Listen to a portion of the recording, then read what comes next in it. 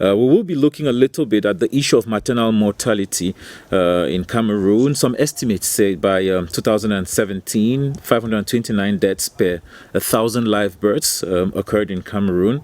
The maternal mortality ratio is believing to be falling gradually from 771 deaths per 1,000 live births in 2003 to 529 deaths per 1,000 live births in 2017. So there is progress being made, but it remains a sector that continues to preoccupy health professionals. And that is why we are welcoming Dr. Ngo Valery Ngo. Ngo Valery Ngo, he's a senior health researcher at the Nkafu Policy Institute of the Denis and Lenora Foretia Foundation, based here in Yaoundé. Good evening, Doc, and welcome. Thank you. I understand you guys have are running a project that is called Bornfyne, literally speaking in pidgin, safe delivery if you care, and it operates as a mobile app which connects pregnant women to doctors, and these women are being followed up from pregnancy to childbirth. And the project is currently taking place in the center region, in the towns of Akonolinga and Ayos, and in the southwest region, in the towns of Tiko and Bangem. Doc will be walking us through this project in a moment, but first, tell me, how bad is maternal mortality in Cameroon? For people who live in cities, they sometimes take it for granted that when people are pregnant, we tend to call it even in pidgin fine sick. You know, that it is something that is good news and that normally goes through safely and happily. But for some people, it ends up in tragedy. Yeah, thank you for the opportunity of giving me to share my view on maternal mortality in Cameroon. Like you rightly said, from 2017 data, about 529 women are likely to die as a result of maternal mortality. That is, out of every 100,000 live births, 529 of those pregnant women are likely going to die based on the World Health statistics. So it is a worrisome issue because if you look at it, if you look at what applies even to some countries in Africa, if you look at Egypt, which is just a country in the north of Africa, you realize that just about 37 pregnant women are likely going to die out of 100,000 live births. So you can see the difference between 529 women dying and then 37 women dying. So it's quite a very big problem. And we're still on the African continent, even if some would argue that the living standards in Northern Africa is relatively better than in Sub-Saharan Africa. No, but when you go closer to a country that is our part of Central Africa, like Gabon, their own maternal mortality ratio is as low as 200, while we are almost getting triple to their value. So that shows that there is a problem. Yeah, there's a problem with maternal mortality in Cameroon. But the ministry has been making some effort. That was quite higher than that before, but it's gradually dropping down. The figure is coming down. How bad is this in rural areas? Yeah, if we had to compare between a city like Yaoundé, for example, and a locality like, let's say, Bafut, how bad is the situation? I think if you look at what is available in the local area, you realize that the situation should be actually worse in the rural area because access to healthcare facility, access to healthcare personnel, and actually access to those who are actually very, very equitable in knowledge to handle that is there. Then many other local factors like transportation to hospitals, bad road, and including electricity, and many other issues can actually make the situation worse in the rural area compared to urban areas. What, in your opinion, causes maternal mortality deaths? Yeah, I mean, maternal mortality is one of those things that actually been, a lot of research has been done, and it is what we call the 3D model, the 3 delay models. The 3 delay models, which some people call it 3D, actually refers to a situation whereby the first D is because there is that delay in the women themselves, or let me say household, or the family taking a decision for the woman to go to the hospital, a pregnant woman to go to the hospital. This is for prenatal consultations? Yeah, no, I mean, probably during delivery. There could be an emergency. It could be during the pregnancy itself, or maybe before delivery. There is this delay in taking a decision whether the woman should deliver in the hospital. Is that delay not linked to money? It could be. Is it just that people don't trust hospitals, or is it that they are worrying about the cost of it all? Actually, that is actually a factor, but there are so many other factors. I know there are many other factors. Let me look at it this way. Imagine a family, they're telling themselves, okay, pregnancy usually has lots of pain, and that this time around, this pain may not be the pain we're waiting for. So maybe we could just wait a little bit more till it is something more serious. Is there that tendency to banalize the pain that the woman is feeling? You say, most of the people, biblically, people will tell you that the issue of pain related to pregnancy was actually quoted in the Bible. So I don't really see it to be a major issue, because whether you have any pain in the hospital and you having pain at home, delivering at home, with pain and delivering in the hospital, with pain, there's still no difference. Okay. So I expect the women to rather prefer to go and deliver in the hospital if they were thinking of how to alleviate their pain. But considering that whether you deliver at home or you deliver in the hospital, you can't have any other means to stop your pain. So I think, just like you said before, it has to do with probably finances, because we don't have any form of health insurance that covers Cameroonians. So finance could be an issue, but that's just one of the delays. There is another delay that has to do with delay in transporting the woman to the hospital. It could be due to bad road or many other factors. Maybe the cars are not really available. Then there is the last or there might be need for an ambulance, and there's no for sure, and it's not even available. So there is the third D, which is the delay in the hospital itself taking the decision. Probably a woman get to the hospital and then there's no doctor on ground. So, or maybe the woman get to the hospital, the person who is supposed to be there, either maybe the midwife, might not be there at that time. And that actually is based on this, that the Bornfyne app is actually leveraging on these 3Ds, addressing the 3Ds. The first is that of you taking the decision to go to the hospital. The second is the decision, the delay you encounter on the road. And then the third one is the delay you have in the hospital. And Bornfyne, which you rightly said, is actually from the pidgin word, deliver well. It addresses the 3 delays. Maybe when we get closer to what Bornfyne actually does, I'll be able to explain that, how Bornfyne has been able to probably address these 3Ds, and then okay, let's take a short breather, and when we come back, we will talk about the solution that the Denis and Foretia Foundation is proposing to this problem of maternal mortality. What then do you feel can help bridge the gap between women who are in dire need and have encountered one of the delays you've mentioned? What can help them bridge that gap, and what can help them save lives? What are you guys proposing? All right. What we've actually brought, which is currently what we're actually conducting in Cameroon as a project, is the Bornfyne Digital Health Program.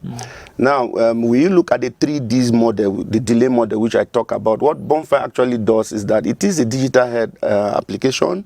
We call it two-way because it enables the pregnant woman to communicate with the healthcare provider, and then the healthcare provider also be able to communicate with the pregnant woman. So doctor and the pregnant woman communicate directly 24 hours on 7, 24/7.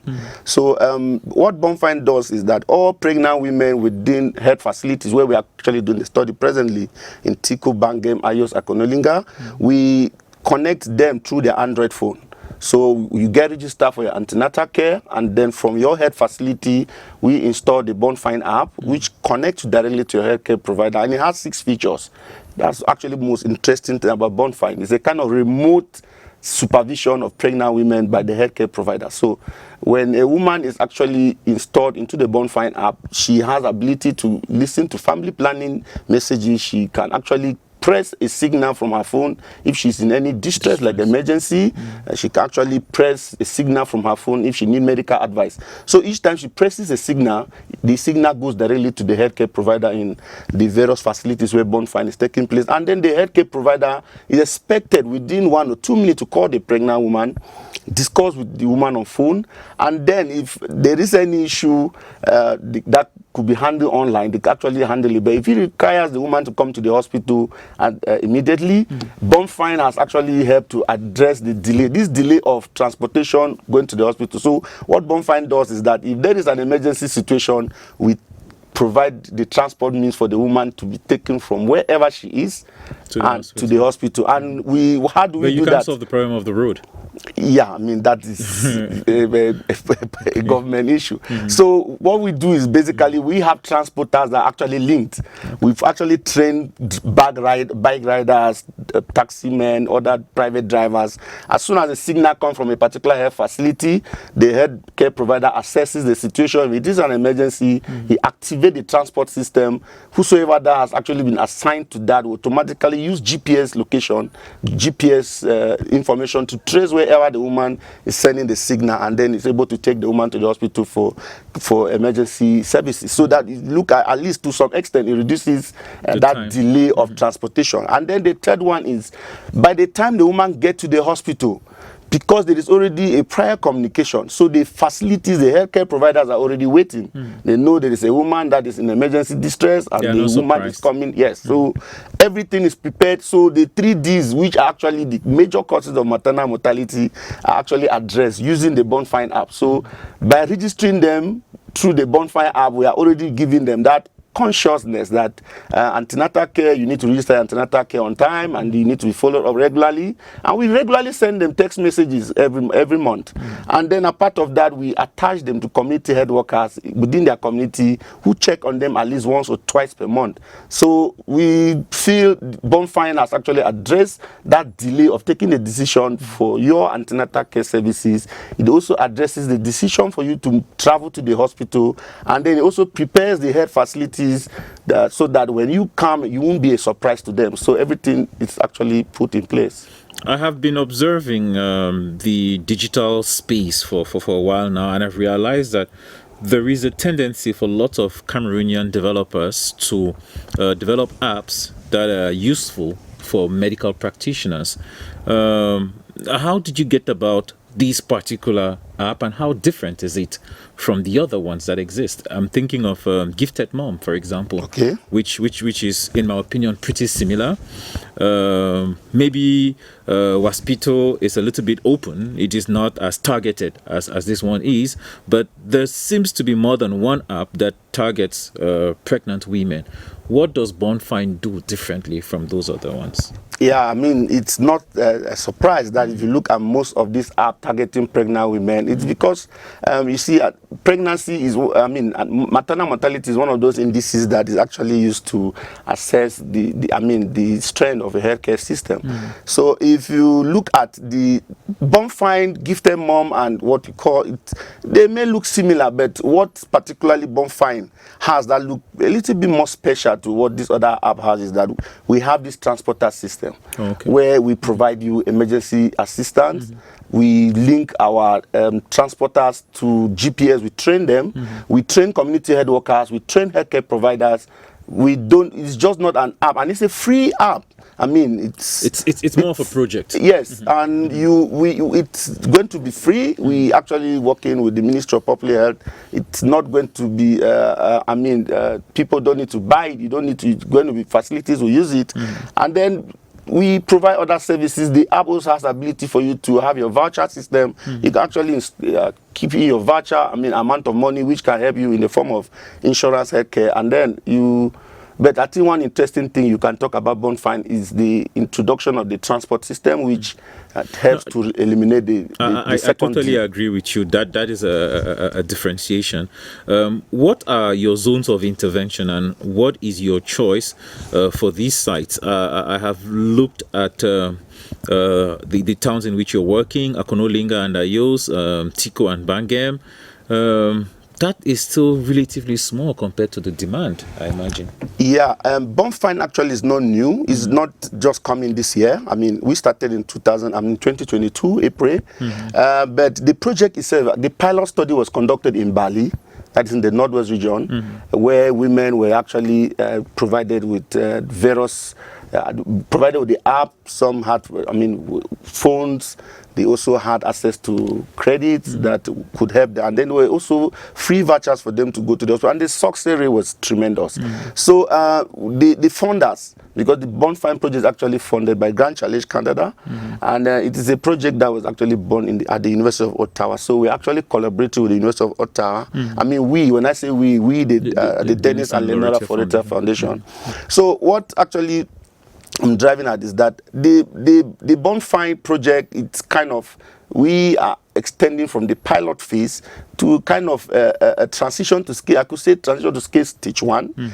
And the essence was that we needed to, at least, since we already did the pilot in the Northwest region, there is a need for us to try it again in another region, different from the North. So we had to take the Southwest, and then we needed to add a French region this time around. So that is how the Southwest region was taken, and then the Central region. Then when you look at specifically what made us to pick Tico, Bangem, Ayos, Akonolinga, I think I could say those districts were actually purposely selected. The Bangem, we already had, I mean, some of the workforces on ground that could aid us in the project. So we had to take Bangem. Then Tico, then again, we're actually trying to compare where there is instability, where there is some minimal stability, and then, I mean, minimal instability, and then with the French region. So Akonolinga, we already had the structure on ground, so it was a little bit easier for us to come in those regions. So far, how many pregnant women have benefited well, from so far, now we have 400 pregnant women currently using the Bornfyne app, and it's quite successful. And when the number grows, would you guys be able to handle the volume? For sure. I mean, we are quite prepared for that. Okay. How do you ensure that the project actually reaches its target audience, that women who are pregnant or young couples know about this? Yeah, one interesting thing is that the Bornfyne, I mean, probably the name itself is speaking volume. A lot of people have actually heard of it, some on social media, some within their community, and since we actually do a lot of community health workers, so many of them are actually doing advocacy. We have advocacy at the health facility level, advocacy at the district level, regional level, and also at the national level. Then we also do a lot of advocacy with social media, and then with our support partners as well. Then we use media houses like we are here today. Yes, definitely. Those who are watching us for the first time and are hearing about this for the first time are certainly learning a thing or two about the app. Let's take a short break, and when we come back, we'll be wrapping up our conversation here with Dr. Ngo Valery Ngo.